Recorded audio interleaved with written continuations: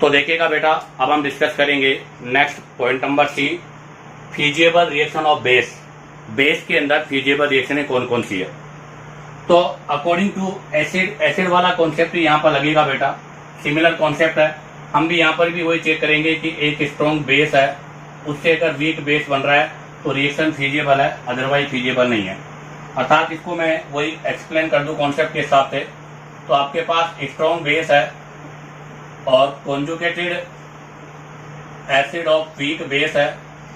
जब इनके बीच में रिएक्शन होगी तो ये रिएक्शन आपका फॉरवर्ड होगा। आपका स्ट्रॉन्ग जो बेस है वो तो कन्वर्ट हो जाएगा वीक बेस में, और बेटा कॉन्जुगेटेड एसिड जो है वो आपका वीक से चेंज हो जाएगा स्ट्रॉन्ग बेस में। अगर ऐसा हो रहा है तो आपका रिएक्शन क्या होगा, फॉरवर्ड होगा, और फॉरवर्ड के साथ साथ में बेटा फीजिएबल होगा। बट अगर यही रिएक्शन ऐसे हो जाए कि आपका यहाँ पर वीक बेस है और conjugated acid of strong base है, और यहां से आपके पास स्ट्रॉन्ग बेस का फॉर्मेशन हो रहा है और conjugated acid of weak base है, तो बेटा अब रिएक्शन फॉरवर्ड नहीं, अब रिएक्शन आपका बैकवर्ड होगा। ऐसी कंडीशन पर रिएक्शन बैकवर्ड होगा और इसको हम नॉन फीजिएबल रिएक्शन बोलते हैं। तो हमें यहाँ पर भी ये ध्यान रखना है कि एक स्ट्रॉन्ग बेस से वीक बेस का फॉर्मेशन होना चाहिए। देखिएगा, सबसे फर्स्ट एग्जांपल में ले रहा हूं,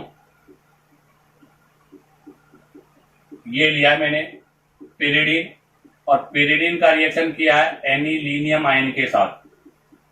ध्यान रखना, पिरिडीन है, एनिलीनियम आयन के साथ किया है। यहां से आपके पास जो प्रोडक्ट बनेगा उसमें ये H है, इसके साथ रिप्लेस होगा, अर्थात इसको प्रोटॉन डोनेट करेगा तो ये प्रोटॉन लेगा, तो यहाँ पर तो ये बन जाएगा और साथ में NH2 बन जाएगा, क्योंकि जो प्रोटॉन डोनर होते हैं वो बेस होते हैं, तो ये इसको अपना प्रोटॉन डोनेट करेगा। अब आप देखो, ये यहाँ पर बेस है तो ये हो गया आपका बेस फर्स्ट, और यहाँ पर ये बेस है और ये हो गया आपका बेस सेकेंड।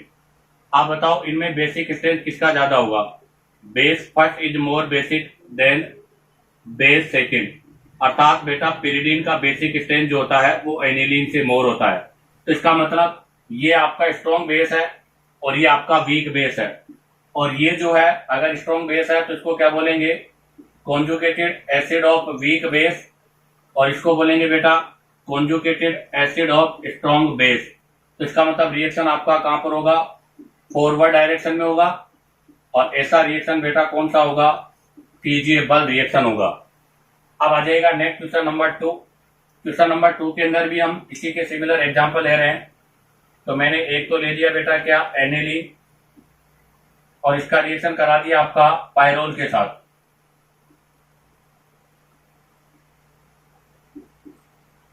आप बताओ ये रिएक्शन फॉरवर्ड है बैकवर्ड है, तो ये इसको अपना प्रोटॉन देगा, प्रोटॉन देगा तो ये तो चेंज हो जाएगा एनिलीनियम आयन में, और ये चेंज हो जाएगा पायरोल में। अब आप देखो, aniline are the strong base और pyrrole are the weak base, क्योंकि पायरोल का लोन पेयर एरोमेटिसिटी का हिस्सा होता है, इसलिए ये वीक बेस होता है, ये स्ट्रॉन्ग बेस होता है। तो ऐसी कंडीशन पर रिएक्शन अब बेटा फॉरवर्ड नहीं, कहां पर होगा, बैकवर्ड होगा, और ऐसी रिएक्शन को हम फीजिएबल नहीं, नॉन फीजिएबल बोलेंगे, क्योंकि स्ट्रॉन्ग बेस से वीक बेस का फॉर्मेशन पॉसिबल नहीं है। एक और एग्जांपल ले रहे हैं इसी से रिलेटेड हम, example number third. Example number third में मैंने लिया है एनिलीन, और इसका रिएक्शन किया है बेटा CH3 NH2 प्लस के साथ। अब आप देखो, यहां से इसको अपना प्रोटॉन देगा तो यहां तो क्या बन जाएगा, एनिलीनियम आयन बन जाएगा, और यहां से ये अटके क्या बनेगा बेटा, CH3 NH। तो ध्यान दे, ये आ गया 2 डिग्री एलिफेटिक अमाइन या 2 डिग्री अल्काइल अमाइन है, और ये आपका एनिलीन है। बताओ, एनिलीन और 2 डिग्री एलाइल अमाइन में से एनिलीन वीक बेस होता है और 2 degree alkyl amine strong base होता है। तो बेटा एक वीक बेस से स्ट्रॉन्ग बेस का फॉर्मेशन आपका जो है अभी हो रहा है। यहां पर आपका एक वीक बेस से स्ट्रॉन्ग बेस का फॉर्मेशन हो रहा है, इसलिए आपका रिएक्शन क्या होगा बेटा, वीक से स्ट्रॉन्ग बन रहा है, इसका मतलब रिएक्शन आपका बैकवर्ड में होगा, अर्थात नॉन फीजिएबल होगा, और साथ में कौन सा रिएक्शन होगा बेटा, बैकवर्ड होगा। बेटा इस वाले में मैंने एक मिस्टेक कर दी, आपका स्ट्रॉन्ग बेस था एनिलीन, पायरोल आपका वीक बेस था, तो एक स्ट्रॉन्ग बेस से वीक बेस का फॉर्मेशन हो रहा है, तो बेटा ये रिएक्शन भी आपका क्या होगा, फॉरवर्ड डायरेक्शन में होगा, और फॉरवर्ड डायरेक्शन के साथ साथ में फीजिएबल भी होगा।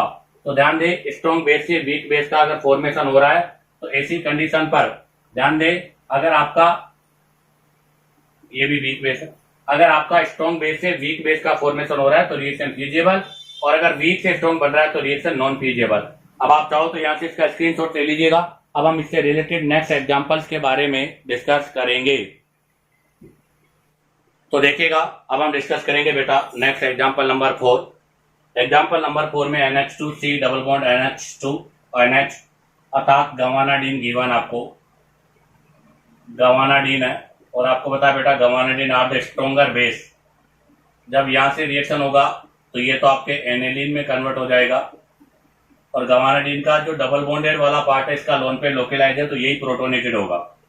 ध्यान रखना, जब हमने बेस स्ट्रेंथ के बारे में डिस्कस किया था तब कहा था कि हमेशा डबल बॉन्ड वाला नाइट्रोजन ही आपका प्रोटोनेटेड होता है। तो ये आपका वीक बेस है, स्ट्रॉन्ग बेस से वीक बेस बन रहा है, तो इसका मतलब रिएक्शन कहां पर होगा बेटा, फॉरवर्ड होगा, और इसी कंडीशन पर आपका रिएक्शन जो है वो फीजिएबल होगा। Next question number 5। Next question number 5 में एनिलीन गिवन है और ये आपके पास सोल्ट है। यहां से देखो आप, ये इसको अपना प्रोटोन देगा तो एनिलीन तो कन्वर्ट हो जाएगा एनिलीनियम आइन में, और ये वाला जो पोर्शन है RCNH2 डबल बॉन्ड और आपका क्या हो गया NH, अर्थात ये बन गया आपका अमाइडीन। और आपको पता है बेटा गवानाडीन के बाद में स्ट्रॉन्ग बेस होता है, तो यहाँ पर आपका एक वीक बेस स्ट्रॉन्ग बेस में कन्वर्ट हो रहा है। और आपको पता है बेटा स्ट्रॉन्ग बेस वीक में कन्वर्ट हो सकता है, बट वीक स्ट्रॉन्ग में कन्वर्ट नहीं हो सकता। इसका मतलब ये रिएक्शन आपका फॉरवर्ड नहीं, कहां पर होगा बेटा, बैकवर्ड होगा। तो ये रिएक्शन आपका बैकवर्ड है और फीजिएबल नहीं बेटा, नॉन फीजिएबल भी होगा। अब आ जाएगा next question number 6। Next question number 6 में आपको एनिलीन के ऑर्थो पर OCH पैरा पर OCH3 ग्रुप गिवन है जिसका प्लस एम है, और इसकी वजह से यहाँ पर बेसिक स्ट्रेंथ बढ़ेगी। तो देखो, जब इसको ये प्रोटॉन देगा तो ये तो कन्वर्ट हो जाएगा किसके अंदर, NH3 प्लस, और नीचे आपका यहाँ पर ऑर्थो पर पैरा पर आ जाएगा मिथोक्सी, और ये चेंज हो जाएगा आपका PHNH2 एनेलीन में। अब आप देखो एनेलीन और इसमें से ये स्ट्रॉन्ग बेस है, ये वीक बेस है, अर्थात एक स्ट्रॉन्ग बेस आपके वीक बेस में कन्वर्ट हो रहा है। रिएक्शन फॉरवर्ड होगा, कहां पर होगा बेटा, रिएक्शन फॉरवर्ड डायरेक्शन में होगा, और ऐसा रिएक्शन क्या कहलाएगा बेटा, आपका फीजिएबल रिएक्शन कहलाएगा। नेक्स्ट देखिएगा, ये आपका मिथाइल अमाइन है और ये यहाँ पर आपका सोल्ट है, ये इसको अपना हाइड्रोजन देगा, तो यहाँ से मेरे पास बनेगा CH3NH3 प्लस, और ये बन जाएगा CH3CH2NH2 इथाइल अमाइन। बेटा मिथाइल अमाइन और इथाइल अमाइन में इसका प्लस आई ज्यादा है, उसका प्लस आई कम है। आप बताओ, अगर इसका प्लस आई मोर है या मैक्सिमम है तो ये स्ट्रॉन्ग बेस होगा और ये आपका वीक बेस होगा। आपको पता है बेटा एक वीक बेस स्ट्रॉन्ग बेस में कन्वर्ट नहीं हो सकता, इसका मतलब ये रिएक्शन भी आपका कहां पर होगा बेटा, बैकवर्ड में होगा, फॉरवर्ड में नहीं होगा, और नॉन फीजिएबल होगा। क्वेश्चन नंबर 8 में आप देखो बेटा, ये आपका पिरिडीन है और ये पार्ट आपका पायरोल है। अब देखो यहां से ये H इसके साथ रिमूव हो जाएगा और पिरिडीन पे जाके लगेगा,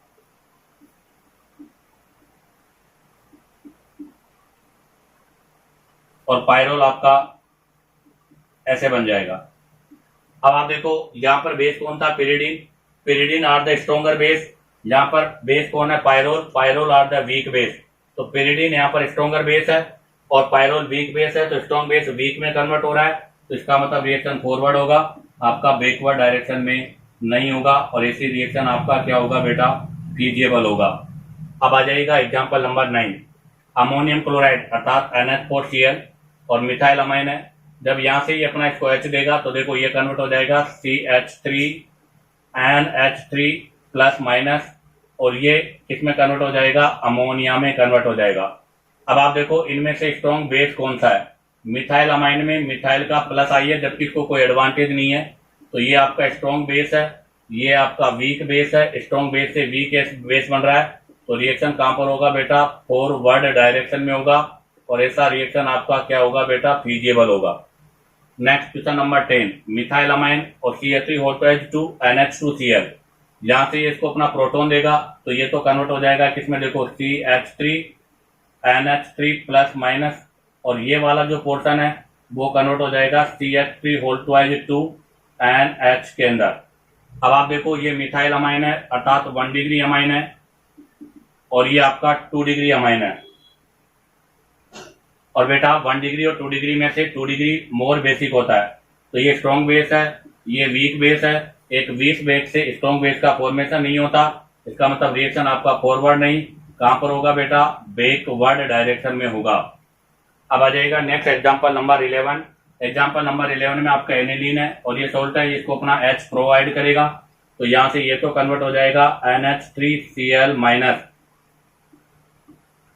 और ये वाला पोर्शन अपना किसमें कन्वर्ट हो जाएगा, NH2 एनिलीन में, जिसके ऑर्थो पर क्या लगा हुआ है, CH3 ग्रुप। तो बेटा यहाँ पर तो SIP लगेगा, अर्थात ऑर्थो इफेक्ट लग रहा है, और ऑर्थो इफेक्ट की वजह से यहाँ पर बेसिक स्ट्रेंथ डिक्रीज होगा, अर्थात ऑर्थो सब्स्टिट्यूटेड एनिलीन का बेसिक स्ट्रेंथ एनिलीन से लेस होता है। इसका मतलब ये स्ट्रॉन्ग बेस हो गया, ये आपका वीक बेस हो गया। स्ट्रॉन्ग बेस वीक बेस में कन्वर्ट हो रहा है, तो रिएक्शन कहां पर होगा बेटा, आपका फॉरवर्ड डायरेक्शन में होगा, और ऐसा रिएक्शन फीजिबल होगा। इसी के साथ आपका ये फीजिबिलिटी ऑफ बेस का पोर्शन कंप्लीट होता है। अब आप चाहो तो यहाँ से इसका स्क्रीनशॉट ले लीजिएगा।